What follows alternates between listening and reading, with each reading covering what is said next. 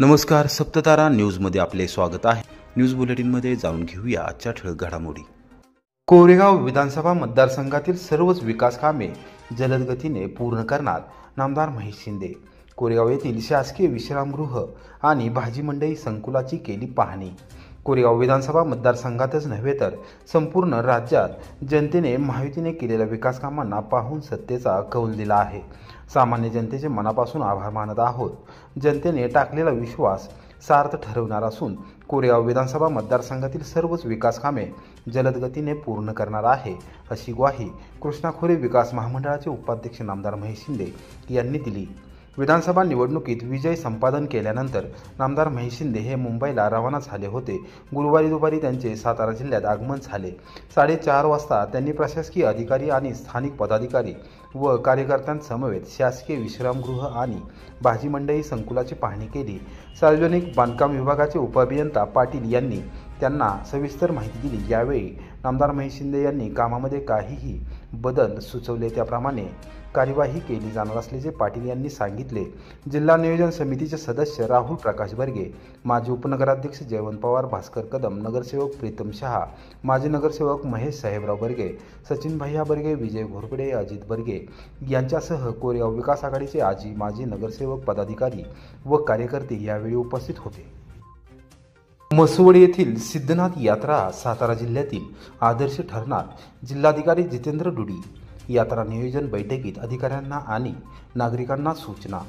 लाखो भाविकांचे श्रद्धास्थान असलेल्या मसवड येथील श्री सिद्धनाथ व माता जोगेश्वरी देवीचा रथोत्सव अत्यंत नीटनेटक्या पद्धतीने पार पाडणार असून ही यात्रा सातारा जिल्ह्यात आदर्श ठरणार आहे, असा विश्वास जिल्हाधिकारी जितेंद्र डुडी यांनी व्यक्त केला। मसवड येथे दिनांक 2 डिसेंबर रोजी श्री सिद्धनाथ व माता जोगेश्वरी देवीचा रथोत्सव पार पडत असून त्या पार्श्वभूमीवर गुरुवारी दुपारी 3 वाजता झालेल्या यात्रा नियोजन आढावा बैठकीत जिल्हाधिकारी बोलत होते। प्रांताधिकारी उज्ज्वला गाडेकर, अप्पर तहसीलदार विकास अहिरे, नगरपालिकेचे मुख्याधिकारी डॉक्टर सचिन माने, तालुका वैद्यकीय अधिकारी डॉक्टर लक्ष्मण कोडलकर, सहाय्यक पोलीस निरीक्षक सखाराम बिराजदार, रथाचे मानकरी बाळासाहेब राजे माने, जयसिंह राजे माने, तेजसिंह राजे माने, ॲडव्होकेट पृथ्वीराज राजे माने, सयाजीराव राजे माने, गणपतराव राजे माने, माजी नगराध्यक्ष विजय सिन्हा, माजी नगरसेवक युवराज सूर्यवंशी, कैलास भोरे, सुनील फोरे, सिद्धनाथ देवस्थान ट्रस्टचे पदाधिकारी डुबल मानकरी व नागरिक यावेळी उपस्थित होते। मसवडची सिद्धनाथ यात्रा यंदा सातारा जिल्ह्यात आदर्श यात्रा करण्यासाठी प्रशासन सज्ज झाले आहे। याशिवाय यात्रा संदर्भात यापूर्वी मान तालुका प्रशासनाने बैठक घेऊन सर्व विभागांना योग्य त्या सूचना दिल्या आहेत। त्याप्रमाणे अंमलबजावणी होणे आवश्यक आहे। मात्र तसे न झाल्यास संबंधित विभागावर हमखास कारवाई केली जाईल, असा थेट आणि स्पष्ट इशारा जिल्हाधिकारी जितेंद्र डुडी यांनी दिला। सिद्धनाथ यात्रा अनुषंगाने आज सर्व विभागाची मीटिंग घेतली आपण। त्याच्यामध्ये नगर परिषद, महसूल विभाग, ग्रामीण विकास विभाग, आरोग्य विभाग, एसटी महामंडळ, MSRDC, PWD सर्व आणि त्याच्यासोबत बाकीचे मंदिरचे ट्रस्टी किंवा बाकी लोक आहेत ते सर्व या मीटिंग मध्ये उपस्थित होते। सर्व लोकांना त्याच्या कामाची सूचना देण्यात आली होती। मागच्या वेळी आपण काही वेगळे पद्धतीचे नियोजन केले होते मागच्या वर्षी, तर त्याच पद्धतीने नियोजन यावेळी सुद्धा करण्यासाठी सांगितलं आहे। त्याच्यामध्ये सर्वात महत्वाची गोष्टी जी असतात ते असतात पाणीबद्दल व्यवस्था असणे, पार्किंगची व्यवस्था असणे, आरोग्याची व्यवस्था चांगल्या पद्धतीने असली पाहिजे। त्याच्याशिवाय स्वच्छता सुद्धा चांगल्या पद्धतीने झाली पाहिजे आणि एकदा यात्रा संपली तर त्याच्यानंतर सुद्धा स्वच्छता तत्काळ झाली पाहिजे।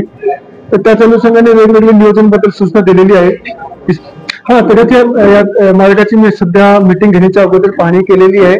त्याच्यामध्ये काही ठिकाणी मला काही त्रुट्या दिसल्या, काही खड्डे वगैरे होते, डांबर टाकली होती पण ते व्यवस्थित नव्हती, त्याला लूज आहे अजूनही।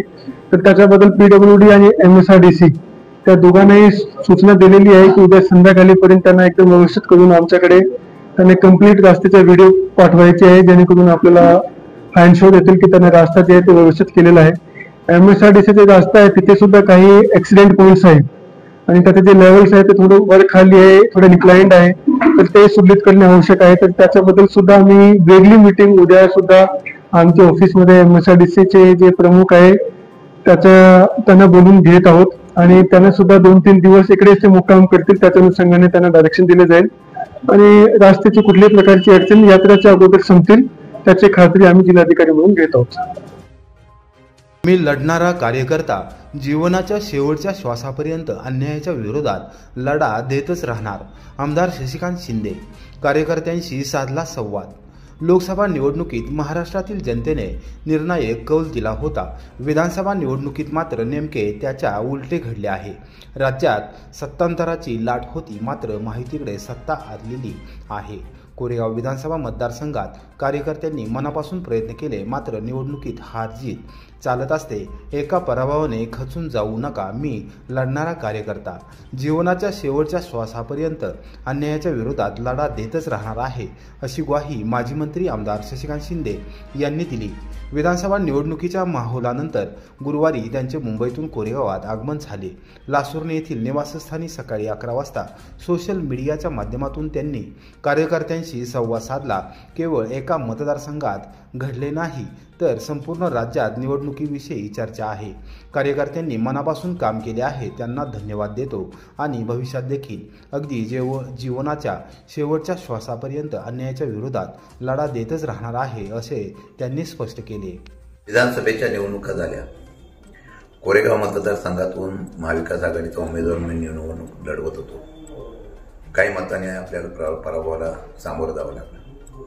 खरं म्हटलं तर हा कार्यकर्त्यांसाठी धक्का आहे. मतदार राजांनी ज्या पद्धतीने कौल दिला, जी चर्चा होती, त्यामध्ये आपण निश्चितपणाने 100% निवडून येऊ अशा प्रकारची परिस्थिती होती. अगदी फॉर्म भरण्यापासून ते अगदी सभेपर्यंत आणि लोकांच्या झालेल्या बैठका, चर्चा, लोकांचा प्रतिसाद, महिला भगिनीपासून तरुणांचा उत्साह सगळं बघितल्यानंतर निवडणूक आपण 100% जिंकू अशा प्रकारचा रिपोर्ट होता, अशी चर्चा होती. तरीसुद्धा पराभव झाला. बरेच कार्यकर्ते अस्वस्थ आहेत.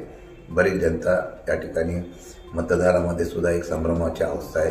ही आपल्या कोरेगाव मतदारसंघात नव्हे तर अख्ख्या राज्यामध्ये असं 2-3 महिन्यामध्ये काय घडलं की लोकसभेचं चित्र बदलून पूर्णपणे 1/3 बहुमत हे महायुतीला मिळालं. अनेक शंका आहेत. EVM मशीनपासून सगळीकडे चर्चा होत आहे आणि सध्याच्या यामध्ये कारकिर्दीमध्ये ज्या पद्धतीने कारभार झाला होता त्याची नाराजगी निश्चितपणे कोरेगाव मतदारसंघामध्ये होते. असो, तरीसुद्धा कार्यकर्त्यांनी धीर सोडू नये. जनतेला मी मनापासून मतदारांचं, मनापासून कार्यकर्त्यांचा आभार व्यक्त करतो की आपण शेवटपर्यंत लढलो, फार ताकदीने लढलेलो आहोत आणि त्यामुळे जिद्द हरू नका, नर्वस होऊ नका. आपण भविष्य काळामध्ये संघर्ष हा माझा पिंड आहे. मी संघर्षातूनच उभा राहिलेला कार्यकर्ता आहे. कायम संघर्ष आणि करत राहिलेला कार्यकर्ता आहे. त्यामुळे भविष्य काळामध्ये आपण केलेल्या सगळ्या सहकार्याची, उपकाराची जाणीव ठेवून सदैव आपल्याबरोबर माझ्यासारखा कार्यकर्ता कायम राहील. भविष्य काळामध्ये एकसंधतेने अजून परत उभारी घेऊ आणि तेवढा विश्वास माझ्यावर ठेवावा. कुठल्याही प्रकारची आपण निश्चितपणाने अस्वस्थता ठेवू नये एवढी विनंती करतो. परत सर्वांचा आभार मानतो. धन्यवाद. पुरोगामी संघर्ष परिषदेचे कोरेगावात सलग दुसऱ्या दिवशी आमरण उपोषण सुरूच. उपोषणकर्त्याची प्रकृती खालावली. तळीये तालुका कोरेगाव येथील गावगुंडांच्या विरोधात तक्रार करून देखील पोलिसांकडून ॲट्रॉसिटी कायद्याअंतर्गत गुन्हा दाखल करण्यास टाळाटाळ केली जात असल्याच्या निषेधार्थ पुरोगामी संघर्ष परिषदेने अडागळे कुटुंबातील सदस्यांसमवेत कोरेगावच्या उपविभागीय पोलीस अधिकारी कार्यालयासमोर बुधवारपासून सुरू केलेले आमरण उपोषण सलग दुसऱ्या दिवशी सुरूच होते. उपोषणकर्त्यांची प्रकृती खालावली आहे. सायंकाळी 5:30 वाजण्याच्या सुमारास शासकीय वैद्यकीय अधिकाऱ्यांनी उपोषणकर्त्यांची वैद्यकीय तपासणी केली. वाटा स्टेशन नजीक असलेल्या जाधववाडी येथील अडागळे कुटुंबातील सदस्यांनी तळे येथील विनोद बबन काकडे व दीपक कालिदास काकडे या गावगुंडांवर कारवाईच्या मागणीसाठी पुरोगामी संघर्ष परिषदेकडे धाव घेतली. पश्चिम महाराष्ट्र कार्याध्यक्ष विकासभाऊ सरगडे, सातारा जिल्ह्याचे वरिष्ठ अध्यक्ष शंकरराव चव्हाण यांनी अडागळे कुटुंबातील सदस्यांसमवेत कोरेगावच्या उपविभागीय पोलीस अधिकारी कार्यालयासमोर बुधवारी सकाळपासून आमरण उपोषण सुरू केले आहे. गुरुवारी सायंकाळी शासकीय वैद्यकीय अधिकाऱ्यांनी उपोषणकर्त्यांची वैद्यकीय तपासणी केली. त्यामध्ये अडागळे कुटुंबातील एका सदस्याची प्रकृती फारच खालावली असल्याने त्याला रुग्णालयात उपचार घेण्याची विनंती करण्यात आली. मात्र त्यांनी ती धुडकावून लावत उपोषणस्थळी वैद्यकीय उपचार करावेत अशी विनंती केली. रात्री उशिरापर्यंत याविषयी खल सुरू होता, मात्र कोणताही निष्कर्ष निघाला नाही. मात्र जोपर्यंत कारवाई होत नाही तोपर्यंत उपोषण मागे घेणार नाही असा पवित्रा त्यांनी घेतला. डॉक्टर प्राध्यापक सुभाष वायगंडे सर यांच्या नेतृत्वाखाली आम्ही हे कार्यरत आहोत की एका विखेडे गावातील पीडित कुटुंबावरती जो अन्याय चाललेला पूर्ण एका महिन्यापूर्वीपासून त्या अन्यायाला वाचा फोडण्यासाठी आम्ही हे काम हाती घेतलं असून वाटर पोलीस स्टेशनमध्ये जाऊन आम्ही चौकशी करता 1 महिना झाला. 1 महिना झाल्यानंतर त्यांनी आम्हाला सांगितलं की जे काही चौकशी आहे ती DYSP मॅडमच्या हातात गेलेली आहे. DYSP मॅडमना गेल्या 15 दिवसापूर्वी कॉल केला तर त्यांनी उत्तर असं दिलं की त्याचं माझ्याकडं ऑडिओ आहे, ते ऑडिओ मी तुम्हाला पाठवू शकतो. आणि त्या पीडित कुटुंबाला न्याय मिळावा ही मी विनंती करतो. मी पश्चिम महाराष्ट्र कार्याध्यक्ष विकासराव सरगडे अशी माझी मागणी करतो की ज्या कोण मॅडम असतील DYSP त्यांना निलंबित करण्याची मी मागणी मागतो.